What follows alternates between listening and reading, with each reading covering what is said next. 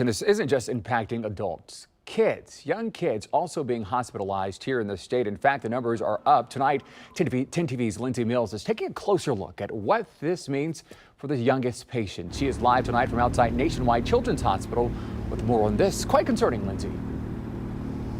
Andrew, it is quite concerning. During the Delta wave, Nationwide Children's Hospital did see a spike here, but those numbers have since leveled off. So a surge right now is not a concern, and Nationwide Children's Hospital will not be requesting help from the National Guard. But that's not the same story everywhere else.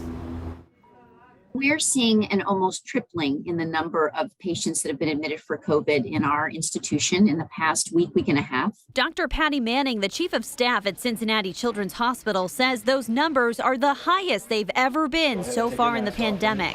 Here in Columbus at Nationwide Children's Hospital, the numbers are not as high. What is more concerning to me is the number of adults, the number of staff who are getting COVID. And our staff are primarily almost all vaccinated. Doctors say the majority of children who are hospitalized for COVID are unvaccinated or not old enough to get vaccinated. And that has parents of younger children wondering, when will a vaccine be available? Here's a timeline of COVID vaccine trials for young children. In March, Moderna began its clinical trial for children ages 6 months to 11. At the same time, Pfizer launched its clinical trials for children 6 months to 11 years old. In October, the FDA authorized Pfizer's COVID vaccine for emergency use in children 5 through 11 years old.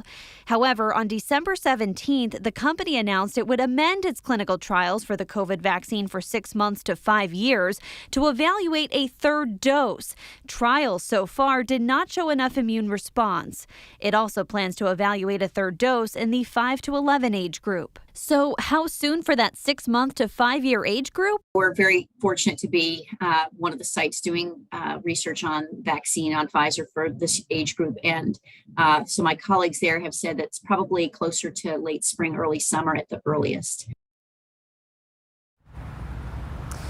Now, many kids are on school vacation right now, but when they return next week, the Ohio Hospital Association is asking that they wear masks. They sent a letter to school leaders across the state urging mask rules for when students return. We asked Governor DeWine about that today. Here's what he had to say.